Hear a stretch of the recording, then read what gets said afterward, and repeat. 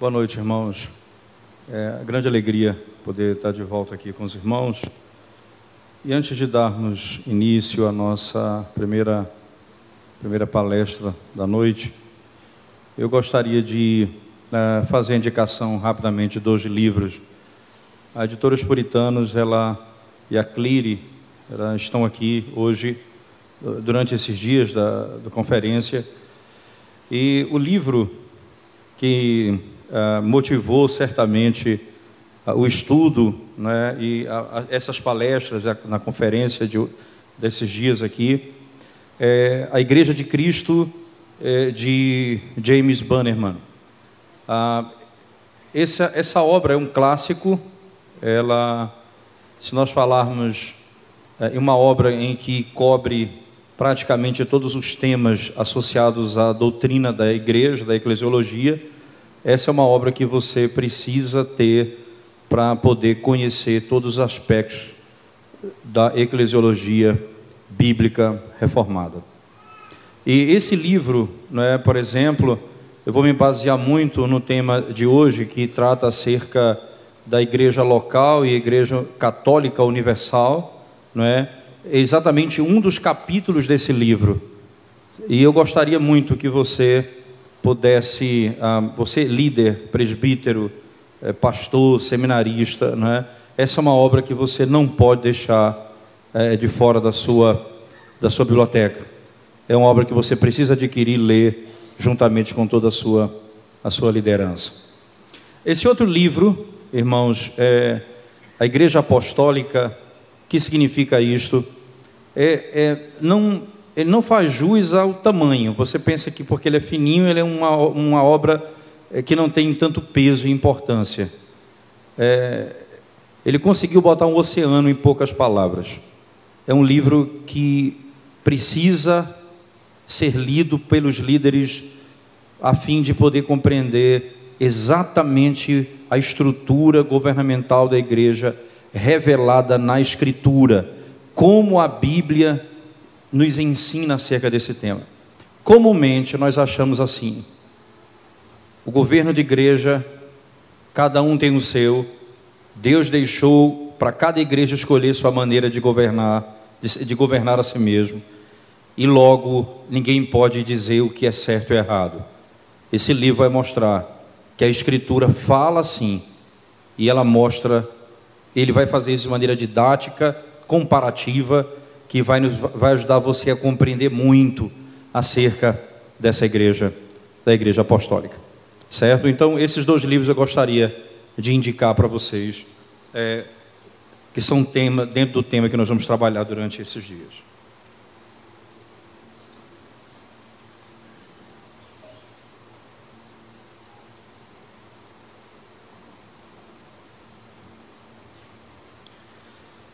Nosso tema, como nós já falamos hoje, no início, irmãos, ele trata diretamente sobre a dupla característica da igreja, católica e local.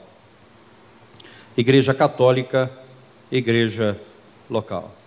No capítulo 25 da Confissão de Fé da nossa igreja, Igreja Presbiteriana do Brasil especificamente, né?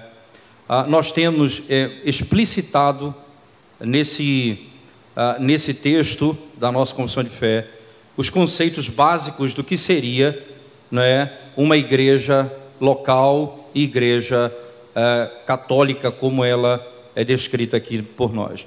Por exemplo, capítulo 25 da Confissão de Fé diz o seguinte, seção 1, né, a igreja católica ou universal, que é invisível, consiste de todo o número dos eleitos que têm sido, que foram, melhor dizendo, que são ou serão ajuntados em um corpo debaixo de Cristo como cabeça.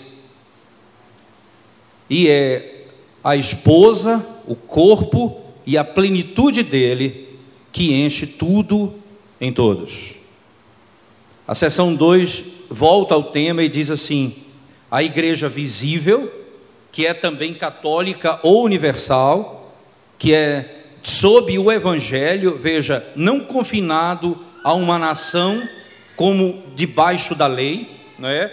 Consiste de todos aqueles que através do mundo, do tempo, não é? Professam a verdadeira religião, juntos com seus filhos, e é o reino do Senhor Jesus Cristo, a casa e a família de Deus, da qual não existe possibilidade ordinária, sem ela não existe possibilidade ordinária de salvação. Ora, esses dois parágrafos especificamente, elas associam e trazem à tona o que nós chamamos exatamente de Igreja Católica.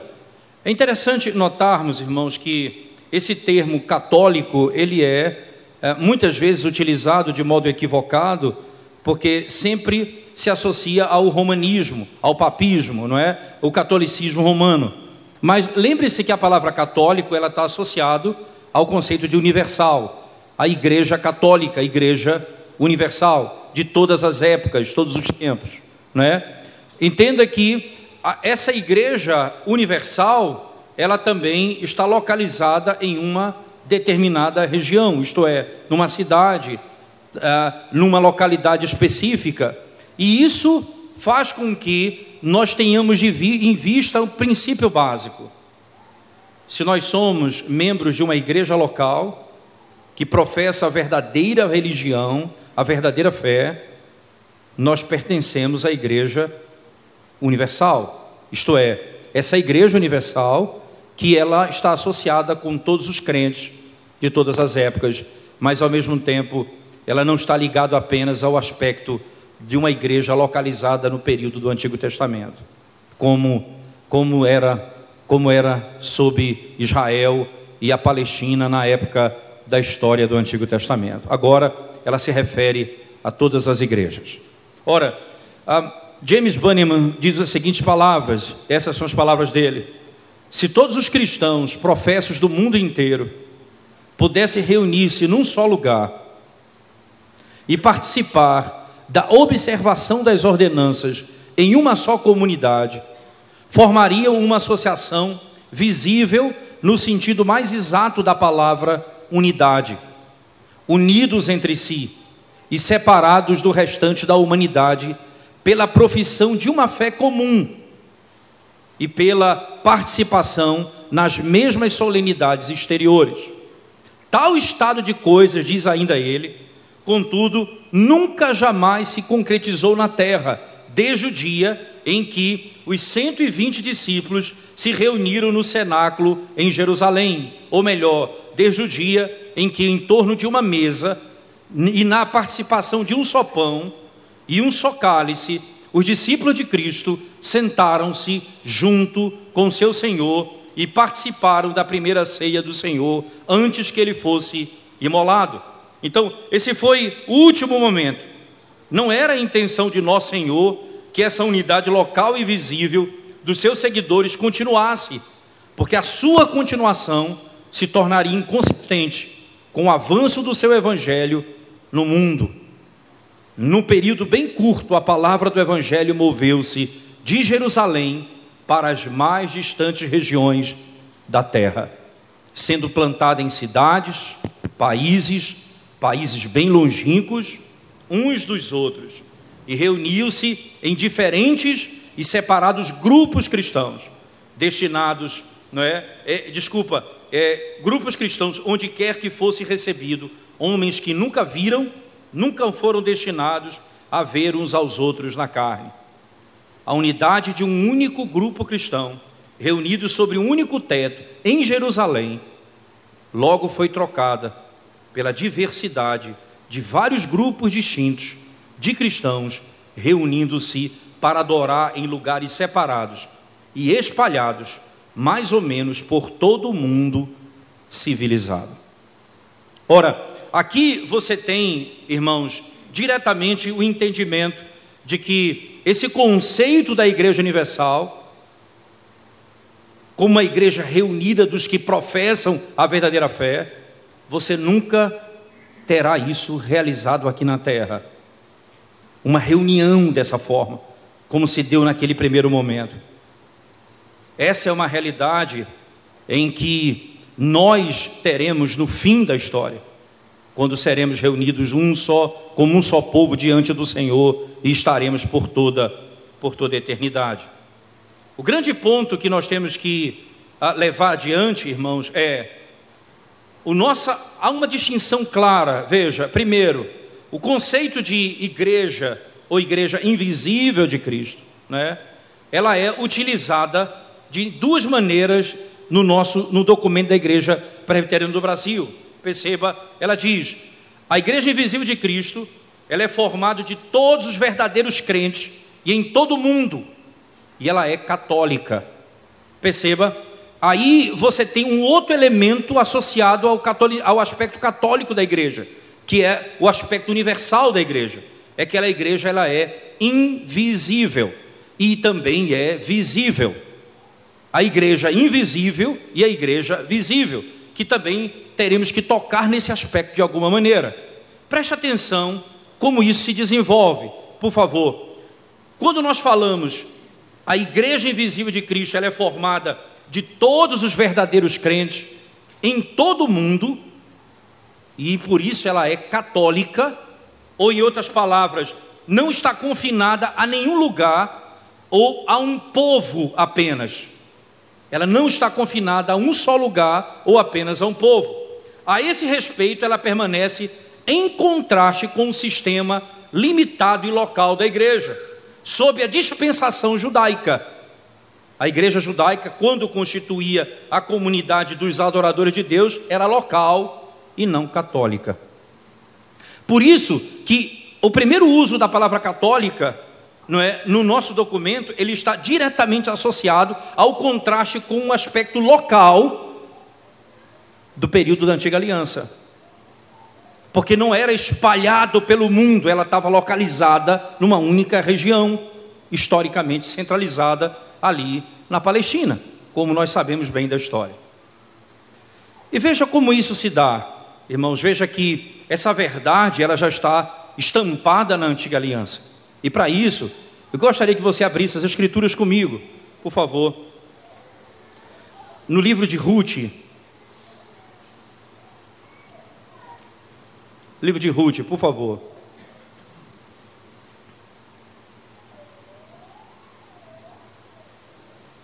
Você vai perceber um detalhe importante nessa narrativa de Ruth. Perceba que você tem não um trabalho de evangelização, isto é, quando Elimeleque, Mahlon, Quilion e Noemi saem de Belém e partem para a região de Moabe em busca de alimento, eles não estão ali num trabalho missionário, eles estão ali à procura especificamente de sustento, de alimento.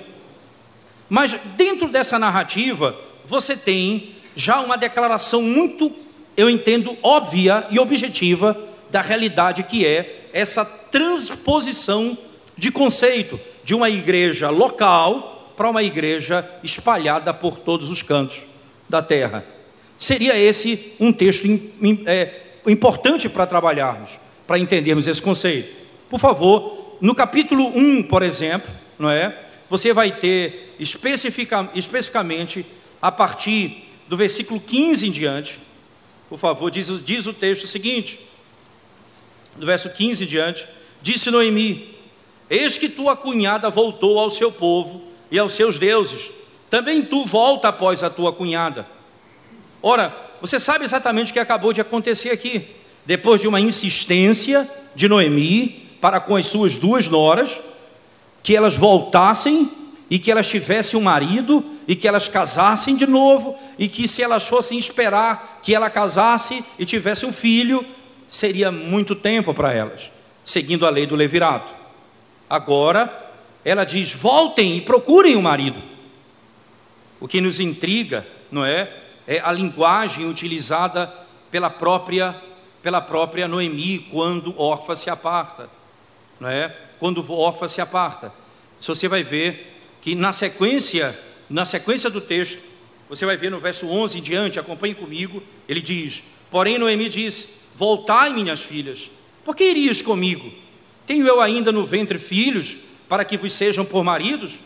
Tornai, filhas minhas, ide-vos embora, porque sou velha demais para ter marido. Ainda quando eu dissesse, tenho esperança, ou ainda que esta noite tivesse marido e houvesse filhos, esperá-los-ias até que viesse a ser grandes? Abster-vos-ias de tomar de marido? Não, filhas minhas, porque por vossa causa a mim me amarga o teu Senhor descarregado contra mim a sua mão. Então de novo choraram em voz alta. Orfa, com um beijo, se despediu de sua sogra, porém Rute se apegou a ela. Disse Noemi: eis que tua cunhada voltou ao seu povo e aos seus deuses. Perceba que aqui o conceito do casamento era quando ela casou com um filho de Noemi, e ela então creu. Perceba, ela disse que tinha crido nas verdades dos Deus de Israel. No momento em que ela resolve constituir uma outra família com o povo antigo, isto é, com uma outra realidade, ela estava voltando para os seus deuses. Não era simplesmente um casamento, era uma apostasia. Ela estava deixando a igreja. Ela estava deixando a igreja. Enquanto Rute disse todas as palavras: não me instes para que te deixes e me obrigue a não seguir-te, porque onde quer que fores irei eu, e onde quer que pousares ali pousarei eu. O teu povo é o meu povo, o teu Deus é o meu Deus. Onde quer que morreres, morrerei eu, e aí serei sepultada. Faça-me o Senhor que bem lhe aprouver, se outra coisa senão a morte me separar de ti. Vendo, pois, Noemi que de todo estava resolvida a acompanhá-la, deixou de insistir com ela. Certo comentarista, analisando esse texto, disse: Noemi não era uma evangelista muito fácil. É engraçado porque hoje as pessoas fazem apelo para as pessoas virem a Cristo. Ela mandou as pessoas embora. Ela disse: voltem, saiam. E ele disse: ela não era uma evangelista sábia. Eu fico pensando que esse comentarista não foi feliz no seu comentário, porque ele colocou Jesus Cristo na mesma situação. Porque ele disse também aos discípulos no capítulo 6, quando disse: não me busquem pelo pão que perece, e pregou um sermão duro contra aquele pecado. Aconteceu que eles se apartaram de Cristo dizendo: é duro demais esse sermão. E ele se volta aos discípulos e pergunta: vocês também querem ir embora?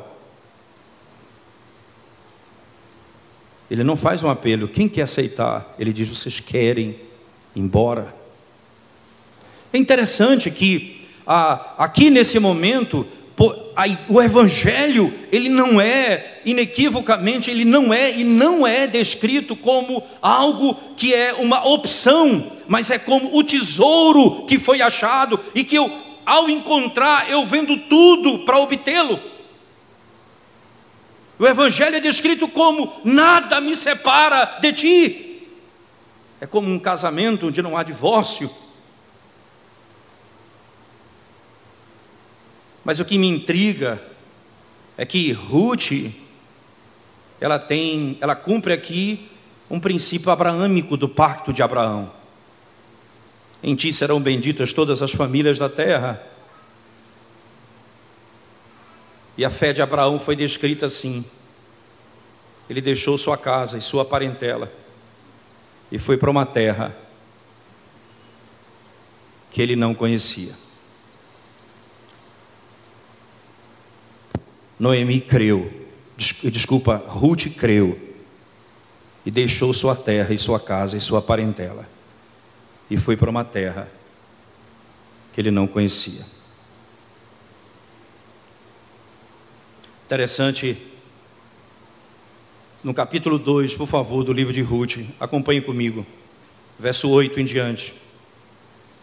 Então disse Boaz a Rute: ouve, filha minha, não vá escolher em outro campo, nem tampouco passes daqui, porém aqui ficarás com as minhas servas, estarás atenta ao campo que cegarem e irás após elas.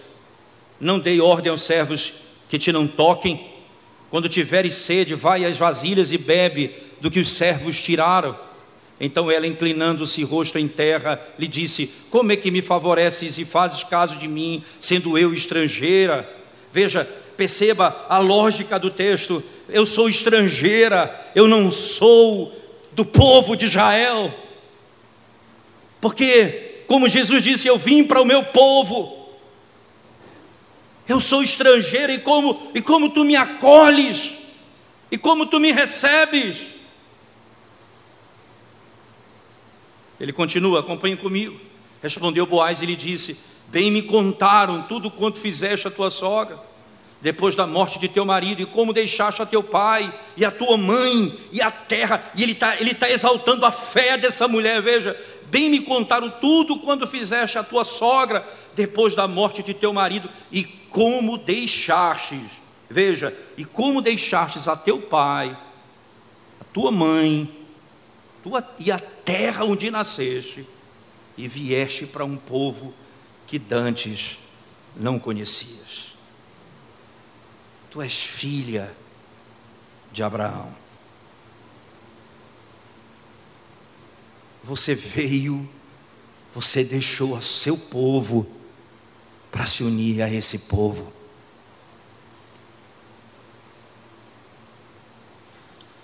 O Senhor retribua o teu feito, e seja cumprida a tua recompensa do Senhor, Deus de Israel, sob cujas asas vieste buscar refúgio. Disse ela: tu me favoreces muito, Senhor meu, pois me consolaste e falaste ao coração da tua serva, não sendo eu nem ainda como uma das tuas servas. E por que Boaz fez isso, irmãos? Porque ela foi rebuscar espigas. No verso 1 até o verso 7. O que é rebuscar espigas? O dono do campo, ele colhe. Não é o fruto que fica na árvore, não. É o que cai. E ela foi pegar o que caiu. Ela se alimentava do que caía.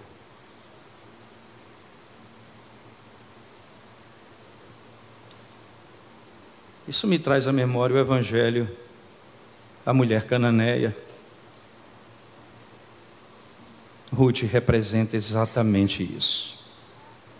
Quando ela disse para Jesus: os cachorros comem as migalhas que caem da mesa.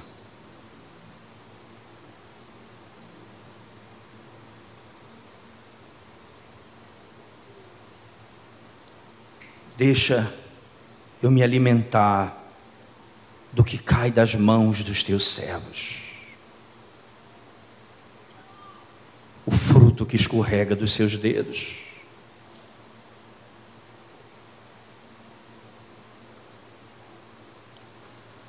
Toda a salvação no período da antiga aliança dos estrangeiros é uma declaração da gloriosa misericórdia de Deus em permitir que eles comessem do que caía da mesa. Raabe, Ruth, os ninivitas comeram do que caía da mesa, porque ainda a mesa não estava posta para todos. Esse é o contraste para onde aponta a igreja do Antigo Testamento para a igreja do Novo Testamento. Ela era local, no Novo Testamento ela é universal, e agora o Senhor diz assim: a mesa está posta no Pentecostes, Cristo morreu, Ele serve a mesa. Eis o meu corpo, eis o meu sangue. A mesa está posta. E ele diz assim: ide por todo o mundo, até os confins da terra, para que todos se alimentem do alimento que está sob a mesa. E a igreja, então, agora, ela ouve esse evangelho, e ela já não é mais local, ela não está na Palestina. Em Atos diz: recebereis meu poder, recebereis poder ao descer sobre vós o Espírito Santo, e sereis minhas testemunhas em Jerusalém, Judeia, Samaria, até os confins da terra. O anúncio, Jesus dizendo: eu sou o pão da vida. Quem tem fome e comer desse pão, jamais terá fome. Eu sou a água, e quem beber dessa água jamais terá sede. Essa realidade estabelecida no documento da igreja, ele aponta exatamente para esse princípio. O aspecto da igreja universal, o católica, nesse aspecto ela se contrapõe a esse elemento da igreja local no período da antiga aliança. Ela estava restrita a um período, a uma região. Agora ela se espalha pelo mundo. Ela se espalha pelo mundo. Agora não há mais um lugar central para o culto religioso do povo de Deus. Agora não há um lugar santo para o qual precisam retornar pessoalmente para adorar. Não há mais esse lugar. A mulher samaritana pergunta isso a Jesus em João 4, ele responde. Ela pergunta: onde se deve adorar? No monte dos samaritanos ou no monte dos judeus? Jesus disse: já chegou a hora em que os meus adoradores me adorarão em espírito e em verdade. Eles me adorarão em todo canto da terra, fazendo aquilo que é prescrito na minha palavra, que é a verdade. Esse é um princípio claro, ensinado nesse conceito de igreja universal. Os homens não adoram o Pai nem em Jerusalém, nem no templo, onde quer que seja. Eles adoram em toda parte. Onde houver um verdadeiro adorador, onde se professar a verdadeira religião em Cristo, ali haverá o verdadeiro templo de Jeová, de Yahvé, e ali pode ser adorado o verdadeiro Deus em espírito e em verdade. Não existe mais um sacerdócio nacional limitado a uma raça apenas, encontrado apenas entre os filhos de Arão. Não, existe agora um só sacerdote para todos, o qual assumiu a forma humana, não apenas pelos judeus, mas pela raça humana toda. Um sacerdote suficiente para todos e comum a todos. Não existe mais agora a participação de uma nação apenas na igreja de Cristo, limitada a uma família e seus descendentes, ou para uma única raça específica, mas na comunhão de uma fé e um só Espírito. Todos de qualquer tribo ou língua que seja, são um com Cristo e com todos os outros que partilham da mesma fé. Isso é maravilhoso.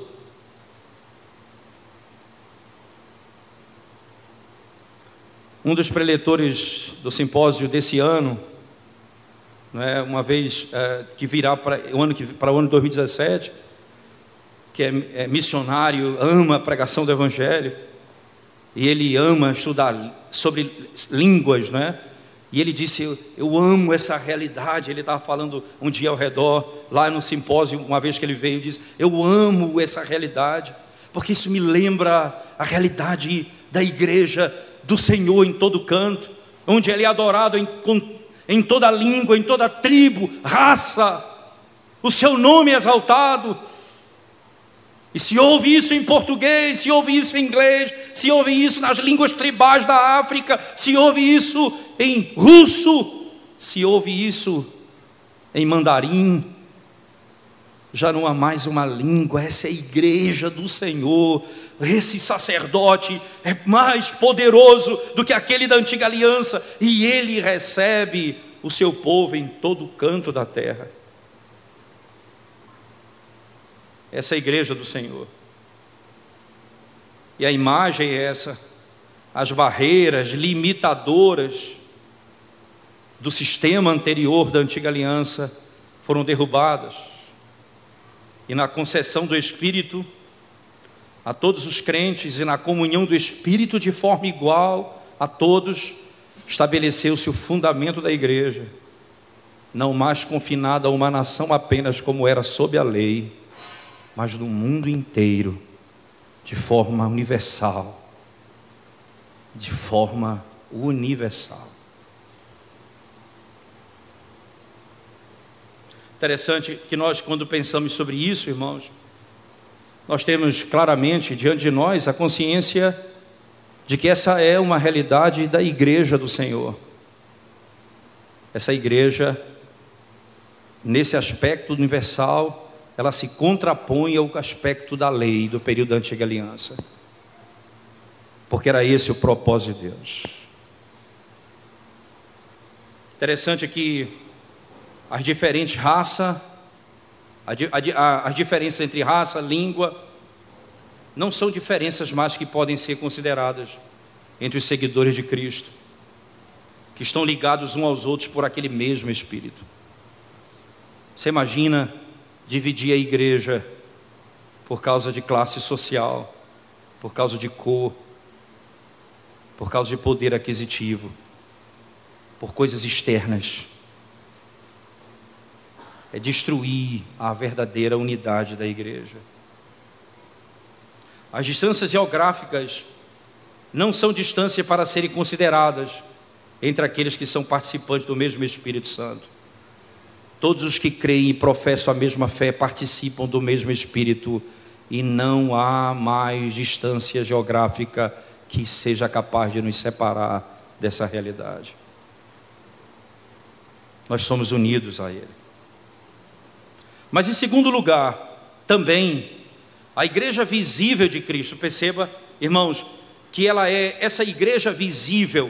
Entenda que a igreja invisível do Senhor, ela vai remontar a uma realidade da igreja do Senhor, que ela vai perpassar o número perfeito dos eleitos. Essa igreja invisível, ela é o número perfeito. A igreja visível, ela cresce.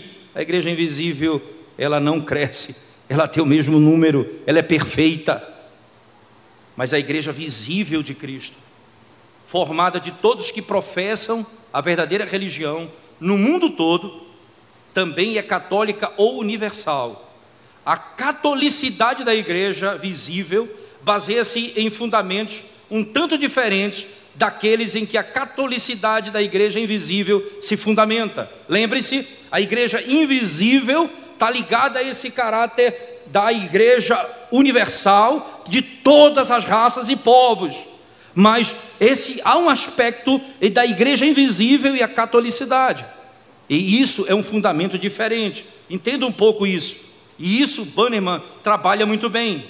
Ele diz o seguinte, preste atenção nas palavras dele: a catolicidade da igreja visível, isto é, a universalidade da igreja visível, baseia-se em fundamentos um tanto diferentes daqueles em que a universalidade da igreja invisível se fundamenta.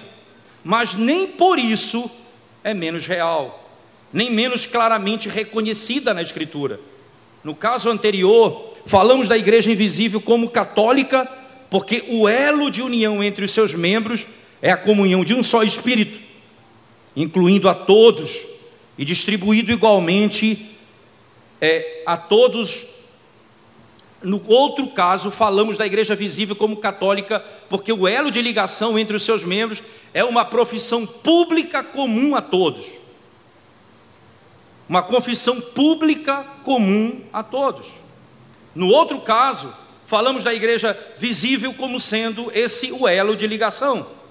Agora preste atenção, a igreja católica, entenda católica, universal, visível, não é uma mera ideia abstrata, uma expressão conveniente para os cristãos que professam exteriormente a fé em Cristo em todo o mundo. É muito mais do que isso, ela é formada de todos os cristãos que, professando de forma visível a fé em Cristo, fazem parte, por meio dessa profissão, de um corpo coletivo e se encontram em um relacionamento pactual exterior com Cristo. Agora, nós estamos falando do caráter da catolicidade e a igreja local. Para você fazer parte dessa igreja visível, você precisa professar publicamente a sua fé. Você precisa declarar publicamente a sua fé e viver de conformidade com os padrões que Deus estabeleceu. Ora, acompanhe ainda o raciocínio de Bannerman, por favor. Ele diz assim: é muito mais do que isso. Essa igreja visível, ela é formada de todos os cristãos que, professando de forma visível a fé em Cristo, fazem parte, por meio dessa profissão, de um corpo coletivo e se encontram em relacionamento pactual exterior. O termo igreja local, entende? Veja, a igreja local, a igreja localizada em uma cidade específica, a igreja local, ou congregações que são separadas, é apenas um sentido secundário e auxiliar. Essa igreja católica visível é reconhecida nas Escrituras como uma comunidade real, não é fictícia, não é imaginária, ela é real, que possui privilégios coletivos e se encontra num certo pacto exterior com Cristo. Os seus privilégios são uma profissão exterior de governo, as ordenanças e a adoração, designados por Cristo para o benefício de todos os que participam deles, e deles fazem correto uso.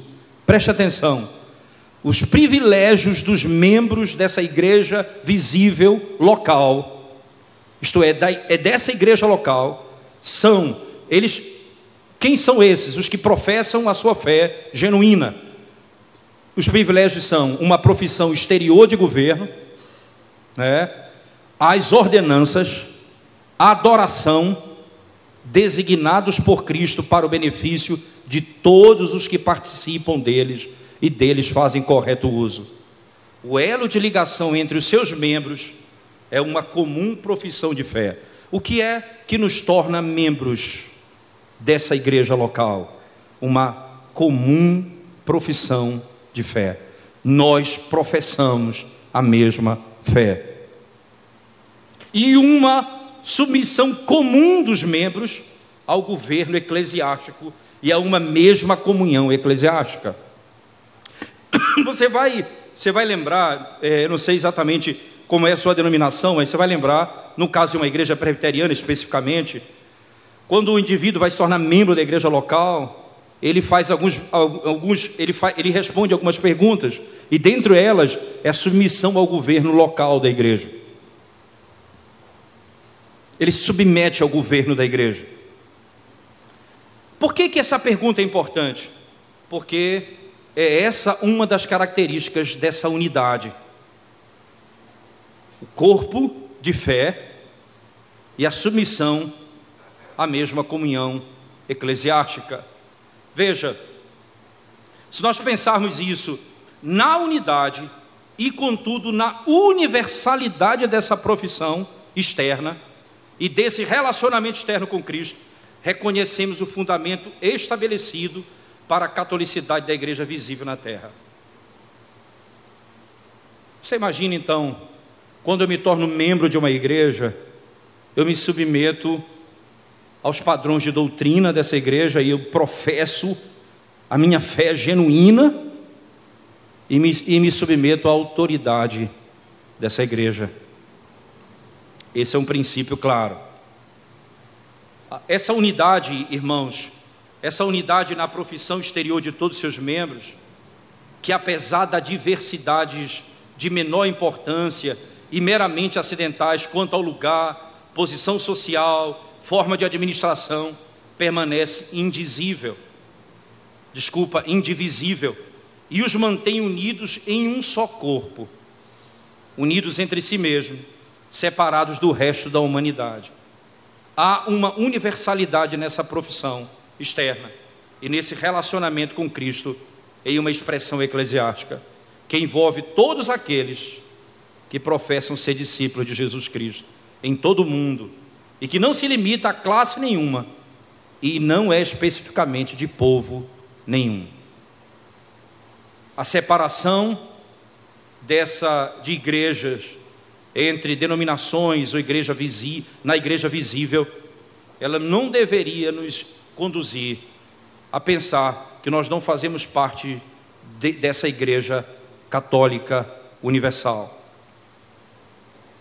Mas ao mesmo tempo, nós pertencemos à igreja visível de Cristo quando nós professamos publicamente a nossa fé e nos submetemos ao governo de uma igreja local. Nada externo a isso pode nos separar, como por exemplo, mais uma vez, classe social, não é? Posição, região, diferente, distância, isso não nos separa. A única coisa que pode separar é a negação ou a não submissão às verdades votadas no dia em que publicamente professamos a nossa fé. Percebam que nesse aspecto, irmãos, você vai encontrar verdades claras na Escritura. Nem todo mundo que pertence à igreja visível pertence à igreja invisível. Ora, por exemplo, o apóstolo Paulo diz as seguintes palavras dele, categoricamente: nem todo o que nasce em Israel é israelita. Você percebe que mesmo dentro daquele pacto limitado a uma região, não fazia salvo aquele que nascia em Israel. Mesmo pertencendo ao pacto externo, ele não pertencia à igreja invisível do Senhor. Você lembra, por exemplo, de Judas, que chegou a participar a sentar-se à mesa com o Senhor. Ele não pertencia à igreja invisível. Isso não significa que são duas igrejas distintas, mas há um princípio claro aqui. Mas a mesma igreja, material e imaterial, há uma igreja específica aqui. E essa igreja é clara, irmãos. Nós pertencemos à igreja invisível, pertencendo à igreja visível.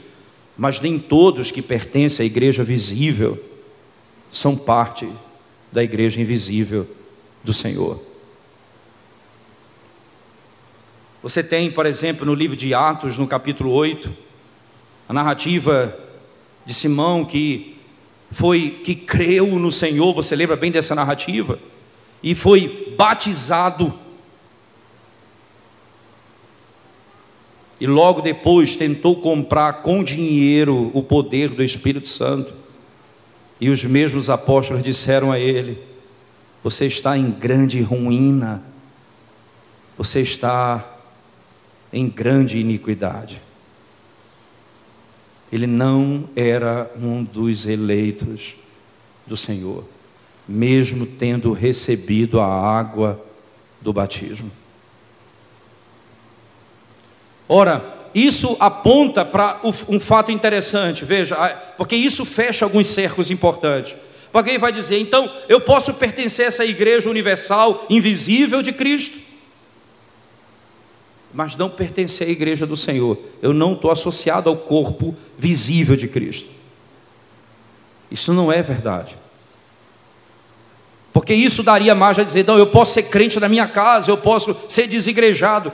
Isso é exatamente o oposto que está sendo dito aqui. Lembre-se, a igreja visível, ela tem a sua abordagem característica para que você se torne membro dela. Você precisa professar publicamente a sua fé e estar debaixo das verdades da doutrina de Deus, da sua palavra, submetido ao governo daquela igreja local. Se você não tiver nesse princípio, como é que você pode pertencer à igreja invisível se você não ama a igreja de Cristo? Como você pode pertencer, você querer desejar viver com a igreja do Senhor eternamente, se você não suporta estar com a igreja dele aqui na terra?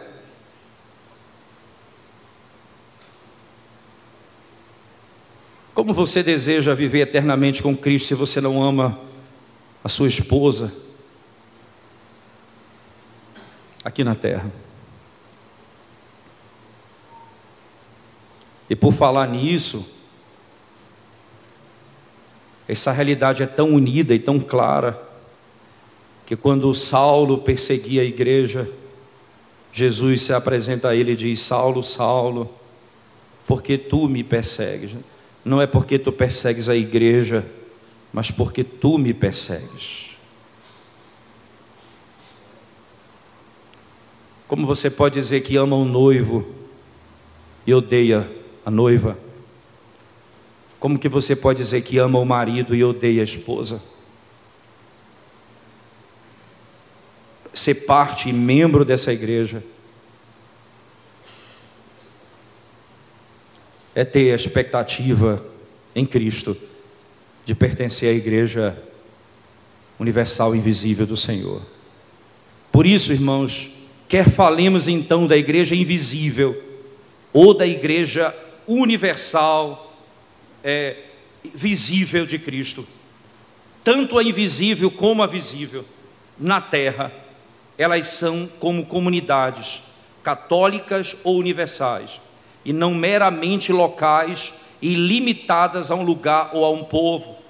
A ideia principal e fundamental da igreja invisível é de uma comunidade que abrange todos os crentes verdadeiros de todo o mundo, e como comunidade encontra-se no relacionamento espiritual com Cristo.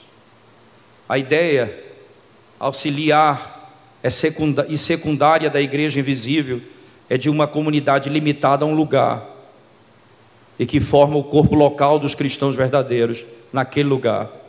Dessa mesma forma, a ideia principal da igreja visível é de uma comunidade que abrange todos os cristãos professos de todo o mundo. Veja, no mesmo princípio, assim como a igreja invisível, ela abraça todos os cristãos de todas as épocas e todo mundo, a igreja visível, não é? Ela também tem o mesmo princípio, é de uma comunidade que abrange todos os cristãos professos de todo mundo, e que se encontra num relacionamento federal, exterior com Cristo, federal, pactual com Cristo. Interessante que o aspecto limitador, específico, ele trata acerca da localidade que forma a igreja local, não é? Ela é distinta naquele lugar. Você pode ver diferenças da maneira de um governo, de um princípio ou outro, mas nós não reconhecemos duas igrejas. Mesmo com algumas distinções, nós não reconhecemos duas igrejas, mas uma igreja sob dois aspectos diferentes. Isso é importante. Em ambos os casos, nós temos uma igreja católica e uma igreja local. Uma igreja católica e uma igreja local. Se nós pensarmos que isso é importante, nós temos que pensar no caráter do relacionamento dos membros da igreja. Porque como membros da igreja nós temos comunhão uns com os outros, que pertence ao corpo dessa igreja. Mas nós nunca poderemos pensar em que uma outra denominação, uma outra igreja, que professa a verdadeira fé, ela não é parte da igreja universal, visível de Cristo. E isso nos chama a atenção para alguns aspectos importantes. E aí eu queria trabalhar alguns pontos práticos disso que acontece no nosso meio de forma muito complicada. Por exemplo, um membro de uma igreja é disciplinado numa igreja local, e ele se muda, ele deseja ir para uma outra denominação, uma outra igreja, e lá naquela igreja, ninguém se importa o que ele fez na outra igreja, o que pecado ele cometeu, e ele simplesmente some da igreja e vai para uma outra igreja, e lá ele é recebido naquela igreja, e se ele for músico, ele vai ser ministro de louvor imediatamente. Por que se faz isso? Porque se quebra a unidade da igreja.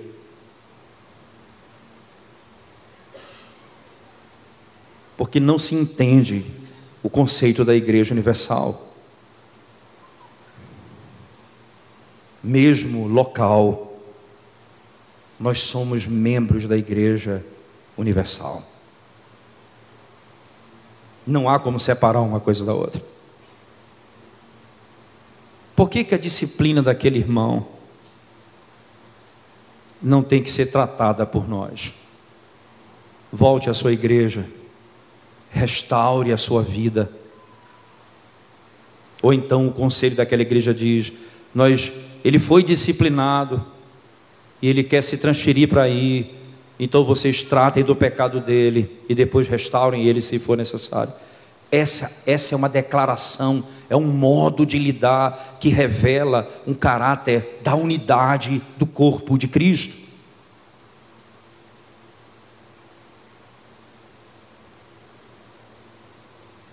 Esses são aspectos nítidos da falta de entendimento dessa verdade. Nós podemos ter certeza disso.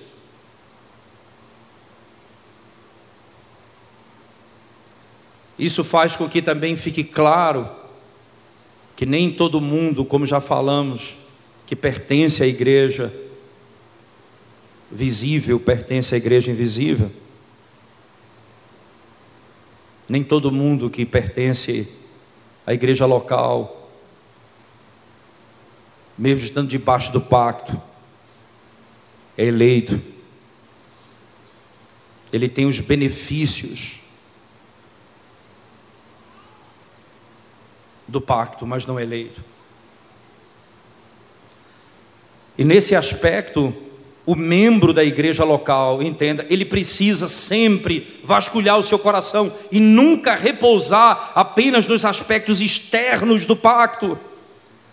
Ele não pode dizer: eu sou crente porque eu participo da ceia, eu sou crente porque eu fui batizado. Ora, se você descansa nos elementos externos do pacto, você pode acontecer com você o que aconteceu com o personagem de Atos capítulo 8, que foi batizado e era um ímpio.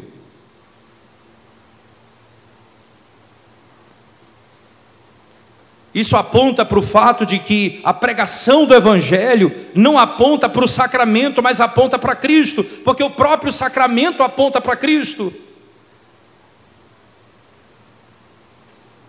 Nós não temos segurança se não for em Cristo.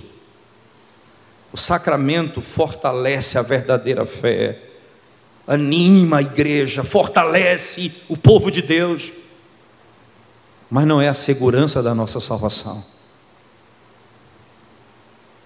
Muitos crentes se acomodam, e aí nos tornamos como católicos. Mas ele foi batizado, ele não morreu pagão. Não, mas ele ia à igreja, ele merece ser sepultado na igreja, ele merece cerimônia ser feita na igreja. Sinclair Ferguson conta a história de certo indivíduo que passou a vida toda fora da igreja, vivendo no mundo, nasceu na igreja, apartou-se do Evangelho e viveu no mundo a vida toda, e morreu lá fora. Aí no dia do sepultamento dele, chamaram os pastores, eles foram, e um irmão do morto disse: pastor, ele está ok, ele tinha ainda a carteira dele de membro, está ok.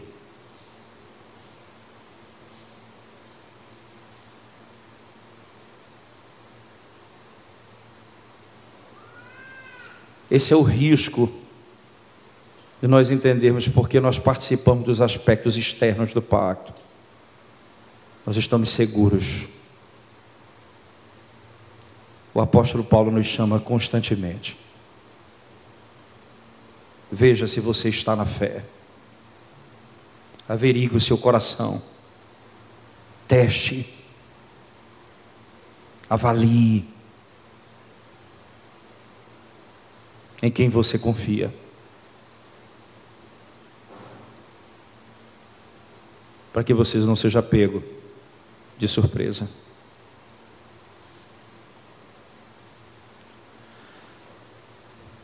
Dessa forma nós podemos dizer, e aí nós encerramos, os princípios que acabamos de lançar nessa noite, né?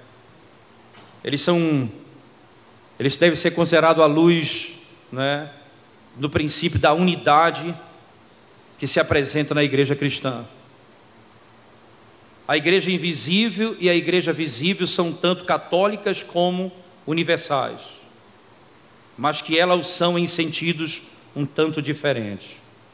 Deixa eu repetir. A igreja invisível e a igreja visível são tanto católicas como universais. Isso é importante, mas que elas são em sentidos um tanto diferentes. Onde repousa a catolicidade da igreja invisível? É de tipo mais elevado e mais perfeito do que o da igreja visível. A mesma coisa é verdade com respeito à unidade da igreja. A igreja cristã é uma, quer se fale dela considerando sua característica invisível, quer se considere sua característica visível. Mas quanto à sua característica invisível, pertence-lhe uma unidade muito mais elevada, como também mais completa do que quanto à sua característica visível. Como igreja invisível de Cristo, a sua unidade característica é uma unidade espiritual, suscetível a características muito mais elevadas, como também de uma realização mais completa do que no caso de uma igreja visível. Os membros da igreja invisível, ou os crentes verdadeiros, são cada um e todos eles unidos a Cristo e unidos uns aos outros na comunhão do Espírito Santo. Eles são um com o seu cabeça no céu e com os seus membros aqui na terra, em consequência da comum participação no mesmo Espírito. A unidade que dessa forma resulta a igreja invisível é do tipo mais elevado e também mais íntimo e completo do que é possível a qualquer relacionamento do tipo exterior. O único e indizível Espírito de Deus é o elo e aquele que propicia a unidade da igreja invisível. É muito diferente com respeito à igreja e à unidade que se atribui apenas à igreja visível de Deus nesse mundo. Os membros da igreja visível estão unidos numa comunhão exterior de privilégios e ordenanças, numa expressão eclesiástica, por meio de uma profissão exterior e a sua união com Cristo. Como membros da igreja visível, é a semelhança de sua união uns com os outros do tipo exterior. Essa unidade da igreja visível não pode ser tão exaltada em suas características, nem em seu grau, como a unidade da igreja invisível. É por isso que nós precisamos, dentro da igreja, zelar pela verdade no íntimo do nosso coração. É por isso que nós não podemos repousar dizendo: eu estou ok, porque eu participo de todas as obras da igreja. Está tudo ok, porque eu sou membro da igreja. Não.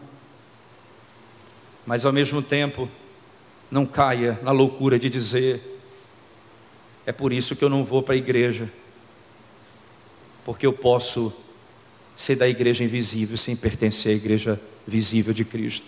Isso não é verdade, não pode ser verdade, porque os crentes estão na igreja. Esse é o povo de Deus, mesmo que no meio deles ainda haja alguns que não creiam verdadeiramente no Senhor. E a minha fala e a minha ênfase, terminando, é dizendo a você: avalie, vasculhe, prescruta o teu coração.